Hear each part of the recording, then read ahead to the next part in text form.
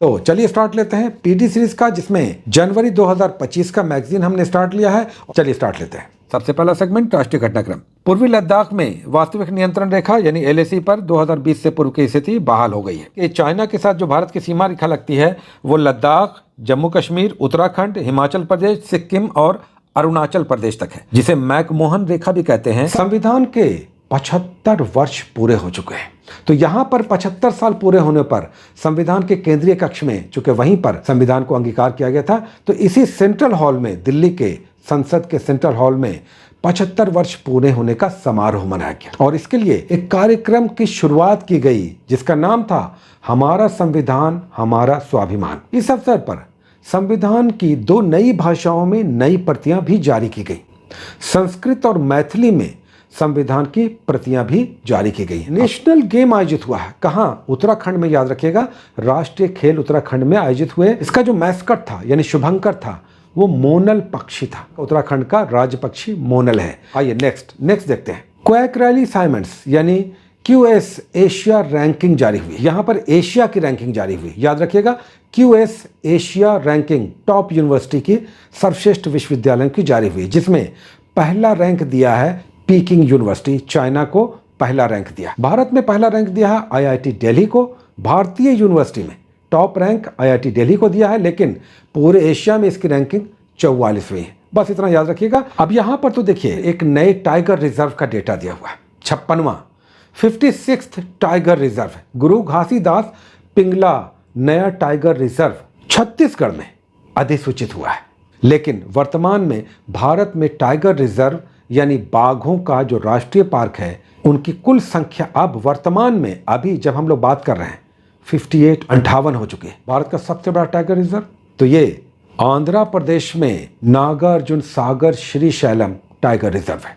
आंध्र प्रदेश का Nagarjuna Sagar Srisailam tiger reserve देश का सबसे बड़ा टाइगर रिजर्व है। एलन मस्क की कंपनी SpaceX से भारत का पहला रॉकेट छोड़ा गया, सैटेलाइट, जिसका नाम है GSAT-N2। अमेरिका से SpaceX के फैल्कन 9 रॉकेट से भारत का पहला सैटेलाइट छोड़ा गया है। याद रखिएगा, नाम GSAT-N2। बस इतना काफी हो जाएगा। International film festival of India, IFFI, international film festival of India, अभी गोवा में हुआ है। कौन सा? इसका संख्या याद रखिएगा, 55वां 55th। स्वर्ण मयूर पुरस्कार किस क्षेत्र में दिया जाता है? तो अंतर्राष्ट्रीय फिल्म फेस्टिवल जो गोवा में यूजुअली होता है, उसमें सर्वश्रेष्ठ फिल्म को गोल्डन पीकॉक अवार्ड दिया जाता है, स्वर्ण मयूर पुरस्कार। की उद्घाटन फिल्म तो थी बैटमैन। फोकस कंट्री ऑस्ट्रेलिया था। याद रखिएगा, फोकस कंट्री ऑस्ट्रेलिया था। हाँ, ये याद रखिएगा कि सर्वश्रेष्ठ फिल्म का अवार्ड किसे मिला, सबसे बड़ा अवार्ड, सबसे इंपॉर्टेंट। और ये टॉक्सिक फिल्म जो लिथुआनिया की फिल्म है, लिथुआनियन फिल्म है टॉक्सिक, उसे स्वर्ण मयूर पुरस्कार दिया गया। Golden peacock award best film का किसे? लिथुआनिया की फिल्म है टॉक्सिक, उसे दिया गया। तो बेस्ट एक्टर का अवार्ड किसे दिया गया? बेस्ट एक्टर का अवार्ड रजत मयूर पुरस्कार होता है, वो दिया गया क्लेमेंट फेवरियो को। ये फ्रांस के एक्टर हैं, क्लेमेंट फेवरियो। इन्हें बेस्ट एक्टर सर्वश्रेष्ठ अभिनेता का रजत मयूर पुरस्कार दिया गया। सर्वश्रेष्ठ अभिनेत्री का पुरस्कार 2 लोगों को दिया गया, वेस्टा माटुलेटे को और इवा रुपाईकाइटे को दिया गया संयुक्त रूप से बेस्ट एक्ट्रेस का अवार्ड। हाँ, इसमें लाइफ टाइम अचीवमेंट अवार्ड भी इंपॉर्टेंट होता है। ये ऑस्ट्रेलिया के निर्देशक हैं फिलिप नोयस, उन्हें लाइफ टाइम अचीवमेंट पुरस्कार दिया गया। और इस पुरस्कार का नाम याद रखिएगा, सत्यजीत राय लाइफ टाइम अचीवमेंट अवार्ड। नाम किसके नाम पे दिया जाता है? सत्यजीत राय के नाम से। Indian film personality of the year award इस बार दिया गया 12th फेल के विक्रांत मेसी को, Indian film personality of the year award. Donald Trump ने जब शपथ लिया 20 जनवरी 2025 को, तो ये अमेरिका के 21वें राष्ट्रपति बने। अमेरिका के डोनाल्ड ट्रंप के 21वें राष्ट्रपति बने। उम्मीद है कि आपको याद होगा, नहीं तो ये क्वेश्चन बनता है। और ये है 47वें राष्ट्रपति। अमेरिका के ये 47वें राष्ट्रपति हैं। साथ ही ये इससे पहले 45वें राष्ट्रपति भी थे। डोनाल्ड ट्रंप 2 बार अमेरिका के राष्ट्रपति बने, 45वें राष्ट्रपि और 47वें राष्ट्रपति इस पार्टी से थे। तो ये रिपब्लिकन पार्टी के उम्मीदवार थे, उस पार्टी के राष्ट्रपति हैं। साथ ही उपराष्ट्रपति जेडी वेंस उपराष्ट्रपति बने। भारत के प्रधानमंत्री का 3 देशों का विदेशी दौरा, जिसमें वो नाइजीरिया गए, गयाना गए और ब्राजील गए। कुछ महत्वपूर्ण एमओयू साइन किया नाइजीरिया में। उसके बाद नेक्स्ट पहुंचे गयाना में। गयाना आप जानते हैं कैरिबियन देश है। गयाना के राष्ट्रपति हैं डॉक्टर इरफान अली। भारत के प्रधानमंत्री को उन्होंने देश का सर्वोच्च सम्मान ऑर्डर ऑफ एक्सीलेंस से सम्मानित किया। गयाना की राजधानी है जॉर्ज टाउन और जॉर्ज टाउन में एक महत्वपूर्ण समिट हुआ, भारत कैरिकॉम समिट। यह भारत के प्रधानमंत्री के गयाना दौरे का बड़ा महत्वपूर्ण खंड था। उसको नेक्स्ट वेरी वेरी इंपॉर्टेंट, और ये एग्जामिनेशन में आपको दिखने की पूरी संभावना है, और ये है G20 का समिट। ये समिट हुआ कहाँ? ब्राजील में हुआ। ब्राजील की राजधानी रियो दे जेनेरो में। भारत के प्रधानमंत्री भी गए थे। अभी वहां के राष्ट्रपति हैं डिसिल्वा डा लूला। याद रखिएगा ये 19वां शिखर सम्मेलन था, 19th, और इसका मोटो यानी नीति वाक या कहें कि सूत्र वाक क्या था? एक न्याय संगत विश्व एवं टिकाऊ ग्रह का निर्माण, building a just world and A sustainable planet. आगे 2025 का कहाँ होगा? दक्षिण अफ्रीका में होगा, ध्यान रखिएगा। ब्राजील के राष्ट्रपति डिसिल्वा डा लूला ने एक इनिशिएटिव की घोषणा की।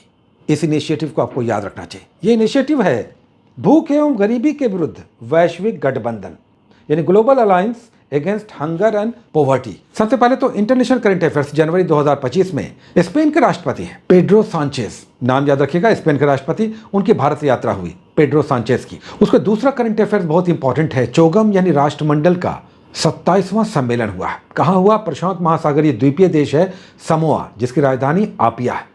समोआ जो 1962 में न्यूजीलैंड से स्वतंत्र हुआ, द्वीपीय देश है। अंग्रेजों ने जहां जहां पे शासन किया उस शासित देशों का यह संगठन है। अभी इसमें 56 देश हैं। चलिए नेक्स्ट क्वेश्चन आते हैं। अंतर्राष्ट्रीय सौर गठबंधन, अब नई दिल्ली में इसका 7वें सत्र का बैठक हुआ। अभी वर्तमान में इसमें देशों की संख्या 120 से अधिक है। मई 2025 में अंगोला इसका यानी ISA का 123वां सदस्य बना। याद रखिएगा, अमेरिका में पढ़ने वाले छात्रों की संख्या, सर्वाधिक संख्या भारतीयों की है। बस छोटा सा करंट अफेयर्स, भारतीय छात्रों संख्या अमेरिका में अब सर्वाधिक हो गई है। यहां पर डेटा दिया हुआ है। और अगला current affairs super current affairs है, और यह है संयुक्त राष्ट्र संघ का UN पर्यावरण सम्मेलन, जिसे शॉर्ट में COP29 कहा जाता है। Conference of parties COP29 Azerbaijan की राजधानी बाकू में नवंबर में आयोजित हुआ। क्या? COP29 का बैठक जो संयुक्त राष्ट्र संघ का पर्यावरणीय सम्मेलन है। भारत की ओर से पर्यावरण राज्य मंत्री कीर्तिवर्धन सिंह ने इसमें भाग लिया। ये याद रखिएगा कि भारत की ओर से किसने भाग लिया। अगला इसका यानी 30वां कोप सम्मेलन बेलेम ब्राजील में होगा। नेक्स्ट आइए, नवंबर में ही 2024 में अंतर्राष्ट्रीय व्यापार मेला लगा है। इससे क्वेश्चन क्या बनेगा? इससे क्वेश्चन बनेगा फोकस राज्य कौन सा था, साझीदार राज्य कौन सा था। तो साझीदार राज्य इस व्यापार मेले में पार्टनर स्टेट्स 2 थे, उत्तर प्रदेश और बिहार। याद रखिएगा, अंतर्राष्ट्रीय व्यापार मेला जो प्रगति मैदान में नवंबर 2024 में हुआ, पिछले साल जो 43वां अंतर्राष्ट्रीय व्यापार मेला था, इसमें साझीदार राज्य थे उत्तर प्रदेश और बिहार, पार्टनर स्टेट। और फोकस स्टेट कौन थे? झारखंड। याद रखिएगा, फोकस स्टेट झारखंड था। तो विकसित भारत एट 2047 थीम था, विकसित भारत एट 2047 के एक पूरे पेज में खेती और पशुपालन पर कुछ महत्वपूर्ण डाटा है, जैसे रेशम का उत्पादन सर्वाधिक कहां हो रहा है, दूध का उत्पादन प्रथम 3 राज्य कौन से हैं, मांस का निर्यात कहां हो रहा है, अंडे का सर्वाधिक उत्पादन कहां हो रहा है। दूध के उत्पादन में जो टॉप 3 स्टेट्स हैं, यहां पर तो 5 दिया हुआ है, टॉप 3 का याद रखिए, उत्तर प्रदेश, राजस्थान और मध्य प्रदेश। टॉप 3 स्टेट में उत्तर प्रदेश, राजस्थान और मध्य प्रदेश है। उसके बाद आइए अंडा उत्पादन है। हम सभी जानते हैं आंध्र प्रदेश अंडा उत्पादन में टॉप पे है। उसके बाद मांस उत्पादन यहां पर दिया हुआ, पश्चिम बंगाल मांस उत्पादन में टॉप पे है। फिर अगर रेशम उत्पादन की बात करें तो रेशम उत्पादन में राजस्थान टॉप पे है, जम्मू कश्मीर सेकंड पोजीशन पे है। और इसमें सुपर करंट अफेयर्स आपको दिखा देंगे, ध्यान दीजिएगा, रिवाइज कीजिएगा। सबसे पहले आइए CAG, नए CAG संजय मूर्ति अपॉइंट हुए हैं, और यह स्थान किसका लेंगे? ये गिरीश चंद्र मुर्मू का स्थान लेंगे, जो पहले CAG थे। अब कौन है? संजय मूर्ति। इमामी के संजय अग्रवाल फिक्की के नए चेयरमैन बने। Federation of Indian chamber and commerce of industries, FICCI के नए चेयरमैन कौन बने हैं? हर्षवर्धन अग्रवाल। याद रखिएगा, इमामी के हेड हैं। राजेश कुमार नए रक्षा सचिव अपॉइंट हुए हैं, डिफेंस सेक्रेटरी। कौन है? राजेश कुमार, नाम याद रखिएगा। चलिए आगे बढ़ते हैं। अच्छा, ब्राजील के उर्कीजा इंटरपोल के नए हेड अपॉइंट हुए। याद रखिएगा, इंटरपोल को इंटरनेशनल पुलिस भी कहते हैं, यानी विश्व की पुलिस जो इंटरपोल है उसके नए हेड, नाम याद रखिएगा, ब्राजील के हैं, उर्कीजा। उसके बाद सुपर करंट अफेयर्स, डेनमार्क की विक्टोरिया थेलविग मिस यूनिवर्स अपॉइंट हुई। मिस यूनिवर्स मेक्सिको में यह आयोजित हुआ। डेनमार्क की विक्टोरिया थेलविग, नाम याद रखिएगा, विक्टोरिया थेलविग डेनमार्क की हैं, मिस यूनिवर्स चुनी गई हैं। उसके बाद एक और वेरी वेरी इंपॉर्टेंट, और यह है बुकर प्राइज 2024 से अनाउंस हुआ है और ब्रिटेन की है और इनके उपन्यास और बाइटल को सामंता हार्वे के उपन्यास और बाइटल को बुकर प्राइज 2024 दिया गया। याद रखिएगा, भारत के प्रधानमंत्री की 3 देशों की यात्रा हुई। कहाँ कहाँ? ब्राजील में, नाइजीरिया में, गयाना में, और इन 3 देशों को मिलाकर 4 देशों का सर्वोच्च सम्मान मिला। कहाँ कहाँ मिला, आइए देखते हैं। सबसे पहले नाइजीरिया गए थे नवंबर 2024 में। वहां सर्वोच्च सम्मान से, जो नाइजीरिया का सर्वोच्च सम्मान है, वो भारत के प्रधानमंत्री को दिया गया। उसके बाद करीबियाई देश गए। कहाँ गए? गयाना, जिसकी राजधानी जॉर्ज टाउन है। वहां पर भारत कैरिकॉम समिट भी हुआ। याद रखिएगा, कैरिबिया से कैरिकॉम, भारत कैरिकॉम समिट हुआ। ये दूसरा भारत कैरिकॉम समिट था और ये कहाँ हुआ? गयाना की राजधानी जॉर्ज टाउन में।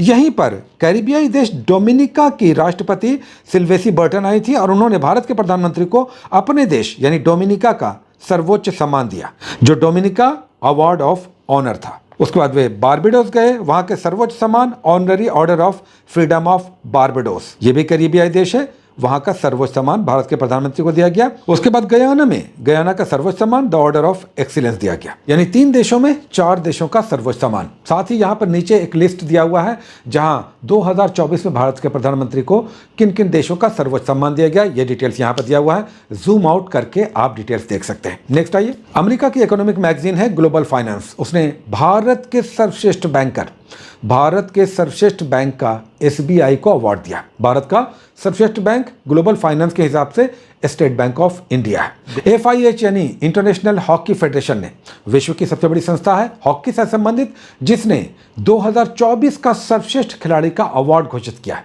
और यह दिया गया है भारत के जो कप्तान हैं हरमनप्रीत सिंह को और साथ ही जो गोलकीपर हैं श्रीजेश को। ये दोनों नाम याद रखिएगा। हॉकी का 2024 का अंतर्राष्ट्रीय संस्था FIH ने सर्वश्रेष्ठ गोलकीपर और सर्वश्रेष्ठ खिलाड़ी का पुरस्कार हरमनप्रीत सिंह और श्रीजेश को दिया गया। श्रीजेश गोलकीपर है और फीमेल कैटेगरी में नीदरलैंड के हैं येंसन, उनको दिया गया। यहाँ पर पूरा लिस्ट है, आप देख सकते हैं। एक और बहुत बड़ा अवार्ड और यह है बैलन ड'ओर, फुटबॉल का लगभग सबसे बड़ा अवार्ड, जिसे फ्रांसीसी पत्रिका देती है। 2024 के लिए फुटबॉल का सबसे बड़ा अवार्ड एक फीफा देती है और ये फ्रांस फुटबॉल देती है।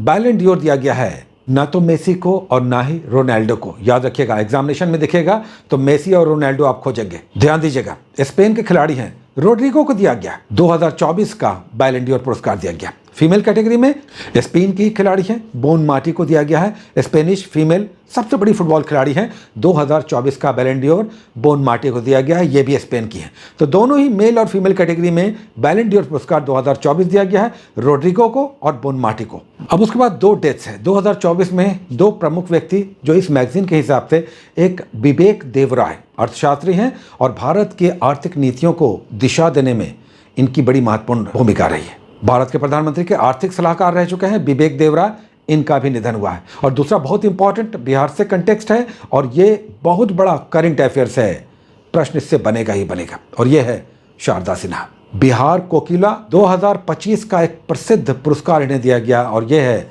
पद्म विभूषण। और इससे पहले 1991 में इन्हें पद्मश्री और 2018 में पद्म भूषण दिया जा चुका है। 2025 में पद्म विभूषण, तीनों ही अलग अलग सालों में इन्हें दिया जा चुका है। ये एग्जामिनेशन में आ सकता है कि कब इन्हें निम्नलिखित में से कौन सा पुरस्कार दिया गया। अभी ब्रिटेन के राजा कौन है?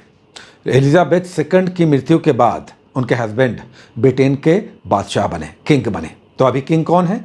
ये है चार्ल्स तृतीय। ब्रिटेन के राजा अभी हैं चार्ल्स तृतीय और वो भारत की यात्रा पर आए हुए थे। केवल नाम याद रखिएगा, चार्ल्स III का जो ब्रिटेन के राजा हैं, उनका हाल ही में भारत का यात्रा हुआ। अब यहाँ पर कुछ बुक्स का लिस्ट है, इसे ध्यान में रखिएगा।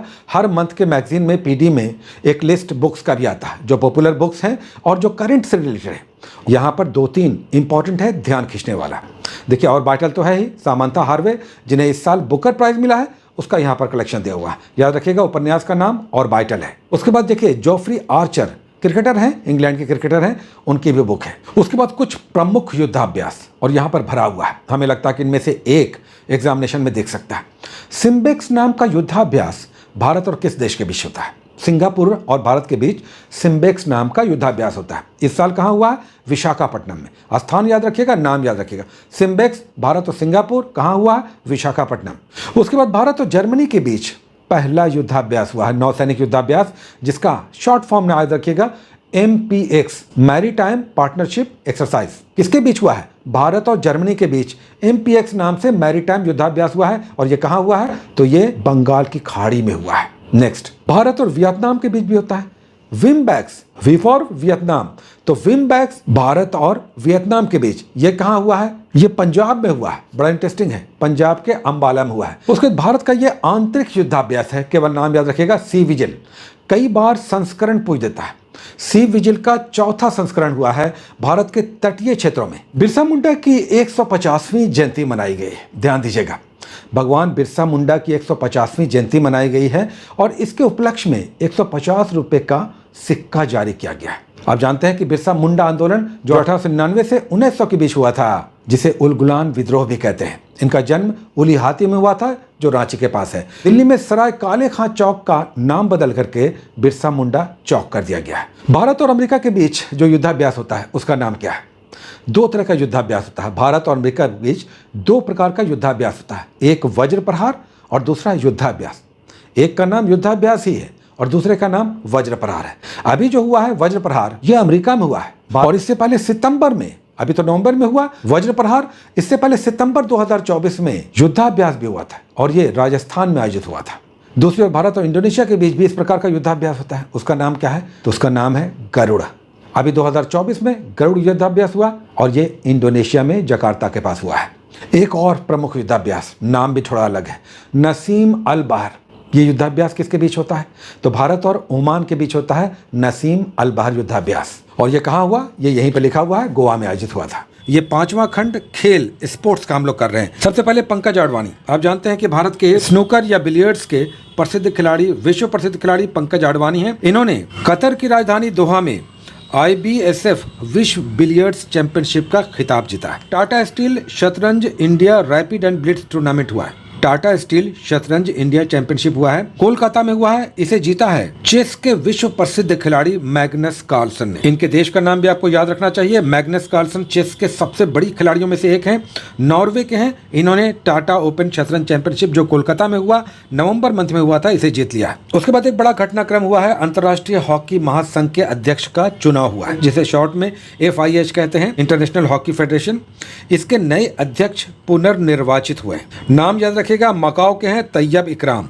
ये पाकिस्तानी मूल के हैं। ये अंतर्राष्ट्रीय हॉकी महासंघ के नए अध्यक्ष चुने गए हैं। सीनियर्स का हॉकी चैंपियनशिप जो नेशनल चैंपियनशिप है 2024 नवंबर में आयोजित हुआ है और इसे जीता है ओडिशा ने। एक और हॉकी का बड़ा चैंपियनशिप हुआ, एशियाई चैंपियंस ट्रॉफी। महिलाओं का एशियाई चैंपियंस ट्रॉफी हॉकी हुआ और इम्पॉर्टेंट ये इसलिए है कि ये बिहार में हुआ, राजगीर में हुआ और इसे भारत ने चाइना को हराकर जीता है। फीमेल कैटेगरी का एशियाई हॉकी चैंपियनशिप राजगीर में आयोजित हुआ था 10 नवंबर को, 11 से 20 नवंबर के बीच, और इसे भारत ने चाइना को हराकर जीत लिया है। उसके बाद टेनिस का ATP चैंपियनशिप होता है, association of tennis professionals, short में ATP। साल भर जो ATP का अलग अलग टूर्नामेंट होता है उसके आधार पर पूरे साल की समाप्ति के बाद साल का चैंपियन घोषित होता है। ATP फाइनल्स होता है दिसंबर मंथ में, नवंबर दिसंबर में। ATP फाइनल्स को पुरुष वर्ग में इसके विजेता है यानिक सिनर। नाम याद रखिएगा, टेनिस के उभरते हुए खिलाड़ी हैं, प्रसिद्ध खिलाड़ी हैं, यानिक सिनर, इटली के हैं। ये नाम याद रखिएगा, बहुत सारी चैंपियनशिप में ये नाम आपको दिखाई देगा। इटली के यानिक सिनर ने ATP फाइनल्स जीत लिया है, इटली के यानिक सिनर ने। महिला वर्ग में भी याद रखिएगा, आरिना सबालेंका भी एक प्रसिद्ध खिलाड़ी हैं टेनिस की महिला वर्ग में, बेलारूस की हैं, ये याद रखिएगा।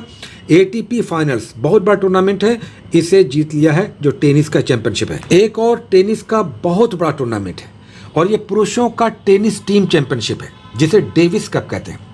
जो मेंस कैटेगरी में देशों के बीच टीम चैंपियनशिप खेला जाता है उसे डेविस कप कहते हैं। इस साल यानी 2024 में जीत लिया है इटली ने नीदरलैंड को हराकर। ये भी याद रखिएगा, चूंकि बड़ा टूर्नामेंट है, कौन हारा है। तो इटली ने डेविस कप का टेनिस टीम पुरुषों का चैंपियनशिप जीत लिया है नीदरलैंड को हराकर। अब इसमें फीमेल कैटेगरी भी होता है, तो डेविस कप कहलाता है मेंस कैटेगरी में, और फीमेल कैटेगरी में जो चैंपियनशिप कप होता है उसका नाम बिली जीन किंग कप होता है। नाम याद रखिएगा, बिली जीन किंग कप। ये फीमेल का, महिलाओं का टेनिस टीम चैंपियनशिप है जिसमें देशों के टीम्स चैंपियनशिप खेलते हैं। और इसे किसने जीत लिया है? अगेन इटली ने जीत लिया। तो ये आसान हो गया। पुरुष और महिला दोनों ही वर्ग में टेनिस टीम चैंपियनशिप जो डेविस कप और बिली जीन किंग कप कहलाता है, इसे जीत लिया इटली ने।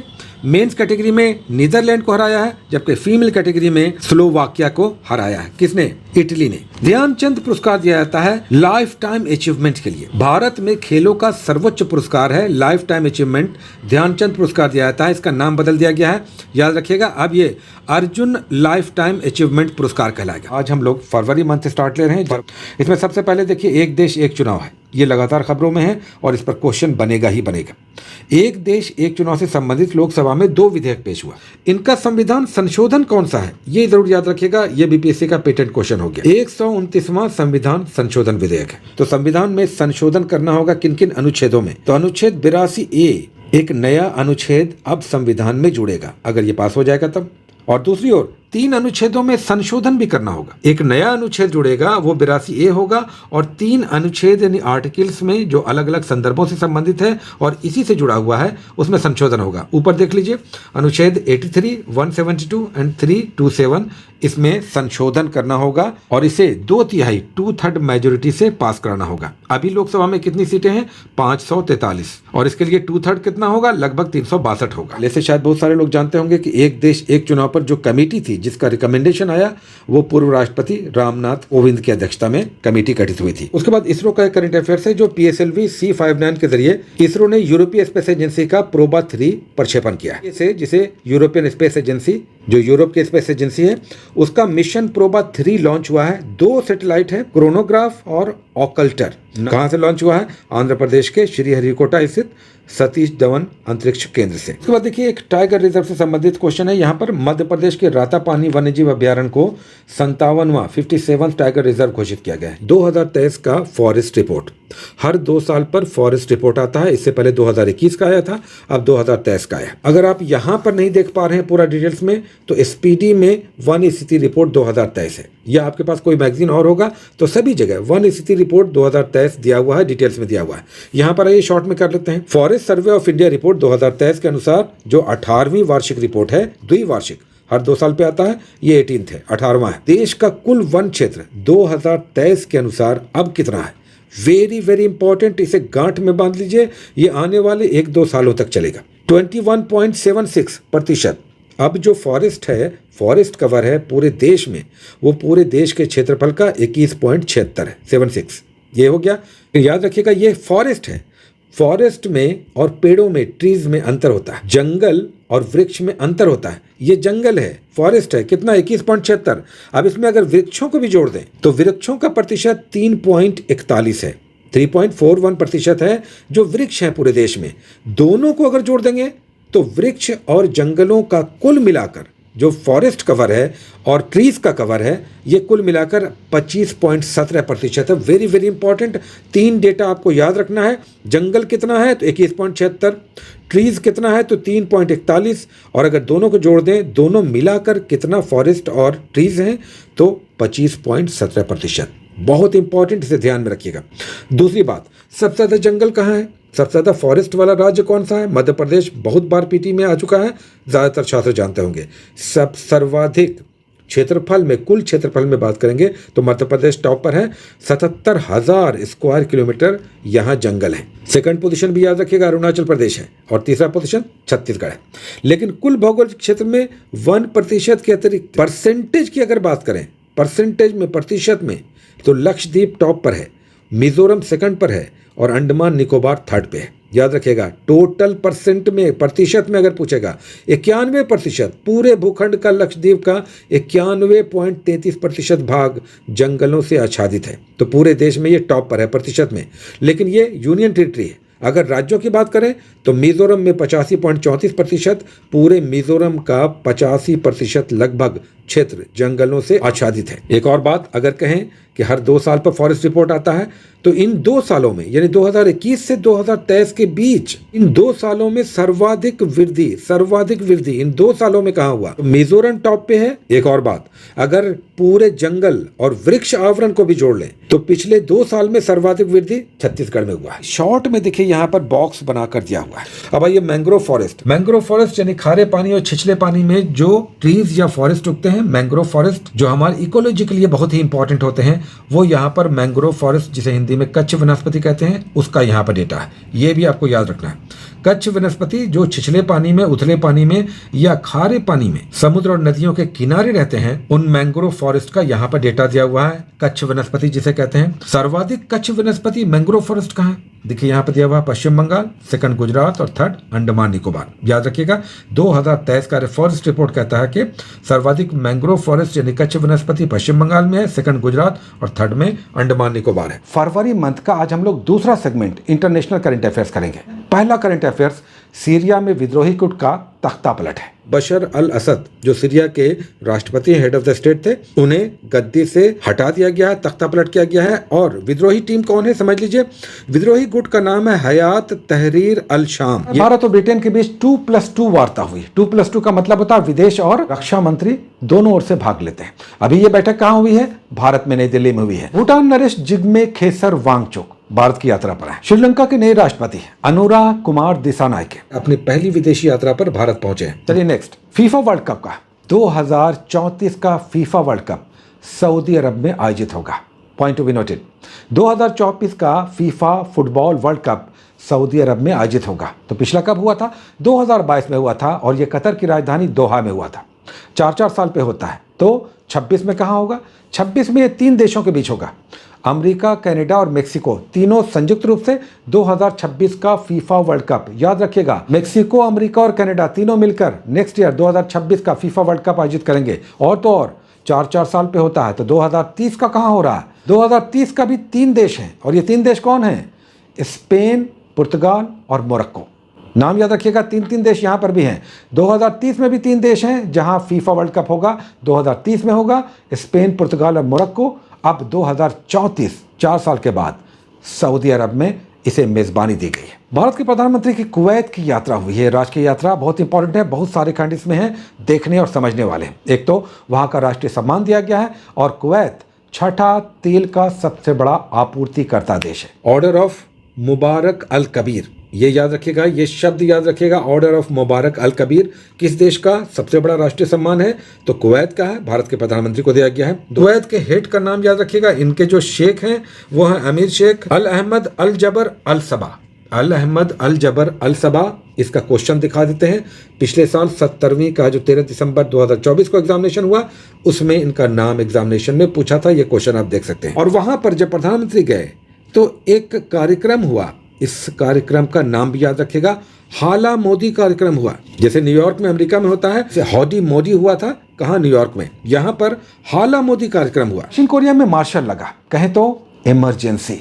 इस मार्शल लॉ को वहां के राष्ट्रपति ने लगाया और उसके बाद ऐसा राजनीतिक तूफान उठा कि इन्हें महाभियोग के द्वारा हटना पड़ा। नाम याद रखिएगा। अब देखिए, भारत और चाइना के बीच एक दूसरा सीमा विवाद पर बैठक का महत्वपूर्ण घटनाक्रम यहाँ पे दिखाई दे रहा है। 8वीं दौर की बैठक हुई और ये बैठक किसके बीच हुई है? विशेष प्रतिनिधि स्तर की, स्पेशल रिप्रेजेंटेटिव लेवल की। स्पेशल का मतलब हो गया यहाँ के NSA गए हैं और ये चाइना बीजिंग में बैठक हुई है। अजीत डोभाल जी गए हैं और वहाँ जाकर के वहाँ के विदेश मंत्री से मिले हैं और ये विशेष प्रतिनिधि स्तर की सीमा विवाद पर बैठक हुई है। पश्चिम एशिया विवाद पर देखिए एक बड़ा घटनाक्रम, संयुक्त राष्ट्र संघ में वोटिंग हुआ है 2 नेशन थ्योरी पर। 2 नेशन का मतलब है कि फिलिस्तीन को देश का दर्जा दिया जाए और इजराइल को भी विश्व के देश का दर्जा दें और ये 2 नेशन थ्योरी दोनों से अस्तित्व के साथ साथ रहे। अब इस पर वोटिंग हुई बड़ी संख्या में, फेवर में लोगों ने। आप जानते हैं कि यूएनओ में 193 देश है, 193। तो इस पर वोटिंग हुई और इस वोटिंग के बाद नतीजा क्या आया ये यहाँ पे आप देख सकते हैं। कितने लोगों ने समर्थन में, कितने लोगों ने विरोध में और कितने लोगों ने बॉयकॉट किया। इस पर 17वीं बीपीएससी में पिछले साल अगेन 13 दिसंबर वाले एग्जामिनेशन में 17वीं बीपीएससी में देखिए क्वेश्चन आया था कि कौन विरोध कर रहा था और किसने वोटिंग में भाग नहीं लिया। पीडी में क्या है आइए समझते हैं। इसमें मूल्यों पर नेशनल इनकम के लिए आधार वर्ष अभी 2011-12 है। जो नेशनल इनकम की गणना की जाती है उसके लिए आधार वर्ष 2011-12 है। अभी कुछ साल पहले ही हुआ था, उससे पहले 2004-5 था बेसिक ईयर। अब इसका बदलाव किया जा रहा है। अब ये हो जाएगा 2022-23। याद रखिएगा अभी 2011-12 है। राष्ट्रीय आय के लिए आधार वर्ष, आप जानते होंगे कि राष्ट्रीय आय का आंकड़ा कौन जारी करता है? NSO के द्वारा। यहाँ पर देख लिया राष्ट्रीय सांख्यिकी कार्यालय NSO द्वारा 2024 का जो आंकड़ा जारी किया गया था उसके लिए 11-12 का ही आधार वर्ष था। एक बड़ा क्वेश्चन है, ये है सबसे बड़ा स्वर्ण खदान मिला है कहाँ मिला है? चाइना में। आप जानते हैं कि वैसे भी चाइना सोना का सबसे बड़ा उत्पादन करता है। नवीनतम सामान्य ज्ञान पहले यहाँ पर राष्ट्रीय मानव अधिकार आयोग के अध्यक्ष, बहुत important question, human rights commission के नए चेयरमैन बने हैं जस्टिस वी रामा सुब्रमण्यम। नाम याद रखिएगा, justice V Rama Subramaniam. Next आइए, मदन बी लोकुर जो सुप्रीम कोर्ट के जज रह चुके हैं, संयुक्त राष्ट्र आंतरिक न्याय परिषद के अध्यक्ष नियुक्त हैं। ये भी बड़ा क्वेश्चन हो गया, चूंकि United Nations internal justice council के अध्यक्ष बने हैं, संयुक्त राष्ट्र से संबंधित है, बड़ा क्वेश्चन है। मदन बी लोकुर। संजय मल्होत्रा भारतीय रिजर्व बैंक यानी आरबीआई के नए गवर्नर हैं। ये आरबीआई के 26वें गवर्नर हैं। सबसे पहले 1935 में ऑसबर्न स्मिथ आरबीआई के पहले गवर्नर बने थे। व्यास सम्मान की घोषणा हो गई है, बहुत इंपॉर्टेंट है। 2024 का व्यास सम्मान दिया गया है सूर्यबाला को। नाम याद रखिएगा, लेखिका है, हिंदी की लेखिका है सूर्यबाला। उनकी कृति कौन देश को बासी वेणु की डायरी के लिए दिया गया है। ये 34वां व्यास सम्मान है। जब व्यास सम्मान दिया गया है तो एक और साहित्य का बड़ा पुरस्कार है, साहित्य अकादमी पुरस्कार। याद रखिएगा, व्यास सम्मान दिया जाता है हिंदी की पिछले 10 वर्ष की किसी रचना को, जबकि साहित्य अकादमी पुरस्कार दिया जाता है 22 भाषाओं में, जो 8वीं अनुसूची में 22 भाषाएं हैं, प्लस अंग्रेजी और राजस्थानी मिलाकर 24 भाषाओं में हर भाषा के लिए दिया जाता है। हिंदी के लिए नाम याद रखिएगा, गगन गिल को दिया गया है 2024 का साहित्य अकादमी पुरस्कार, मैं जब तक आई बाहर, ये कविता संग्रह है। उसके बाद टेनिस के पुरुष और महिला खिलाड़ियों का वार्षिक पुरस्कार प्रदान किया गया। साल भर चले एटीपी टूर्नामेंट यानी एसोसिएशन ऑफ टेनिस प्रोफेशनल्स का, अभी पिछले एपिसोड में भी हमने डिस्कस किया था। एटीपी का साल भर जो टूर्नामेंट चलता है टेनिस का, उसके बाद साल भर के बाद कुल रैंकिंग के आधार पर, टेनिस पॉइंट के आधार पर साल भर के सर्वश्रेष्ठ खिलाड़ी का चुनाव किया जाता है। अब 2024 के लिए player of the year Jannik Sinner हैं। अभी लगातार ये खबरों में है, यानिक सिनर नाम याद रखिएगा, इटली के हैं। इन्हें साल का एटीपी का बेस्ट प्लेयर चुना गया है। महिलाओं में आर्ना साबालेंका है, बेलारूस की है। उसके बाद सिफान हसन और लेस्टाइल टेबेको को एथलेटिक्स महासंघ ने सर्वश्रेष्ठ एथलीट साल का घोषित किया है 2024 के लिए। नाम याद रखिएगा, बोत्सवाना के धावक हैं लेस्टाइल टेबेको, बोत्सवाना के धावक हैं। इन्हें साल का सर्वश्रेष्ठ एथलीट घोषित किया गया। महिला कैटेगरी में नीदरलैंड की हैं सिफन हसन, सर्वश्रेष्ठ एथलीट फीमेल कैटेगरी में। उसके बाद फीफा का फुटबॉल पुरस्कार 2024 दिया गया। फुटबॉल के क्षेत्र में 2 बड़े पुरस्कार दिए जाते हैं। एक बैलन डी ऑर होता है जो फ्रेंच फुटबॉल देती है, तो यहाँ पर फीफा अलग है, फ्रेंच फुटबॉल जो देती है वो बैलन डी ऑर पुरस्कार देती है, वो अलग होता है। यहाँ पर फुटबॉल की सबसे बड़ी संस्था फीफा, जिसका हेडक्वार्टर ज्यूरिख स्विट्जरलैंड में है, उसने साल के सर्वश्रेष्ठ फुटबॉलर का पुरस्कार दिया है। अब यहाँ पर नाम थोड़ा अलग है, ध्यान रखिएगा।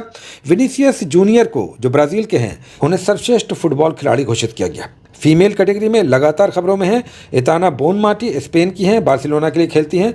इन्हें सर्वश्रेष्ठ महिला फुटबॉलर घोषित किया गया है, याद रखिएगा, फीफा के द्वारा। टाइम पत्रिका ने 2024 के लिए, ये पुराना खबर हो चुका है, बहुत सारे लोग जानते होंगे, डोनाल्ड ट्रंप को टाइम ने पर्सन ऑफ द ईयर 2024, साल की समाप्ति पर time person of the year की घोषणा होती है। डोनाल्ड ट्रंप को दिया गया है, यह दूसरी बार दिया गया है। इससे पहले 2016 में भी उन्हें time person of the year का पुरस्कार दिया गया था। यहाँ पर टाइम ने सीईओ ऑफ द ईयर का पुरस्कार भी दिया। सेमीकंडक्टर इंडस्ट्री की कंपनी है एएमडी की सीईओ हैं लिसा सू, इन्हें time CEO of the year का अवार्ड भी दिया गया। फोटो यहाँ पर आप देख रहे होंगे। साथ ही time athlete of the year के लिए कैटलीन क्लार्क को चुना गया। प्रधानमंत्री राष्ट्रीय बाल पुरस्कारों की घोषणा हुई। 2024 के लिए 17 बच्चों को प्रधानमंत्री राष्ट्रीय बाल पुरस्कार दिया गया। अब 17 बच्चे हैं तो कोई बिहार से भी है। यस, बिहार से 2 बच्चे हैं, सौरभ कुमार और गोल्डी कुमारी।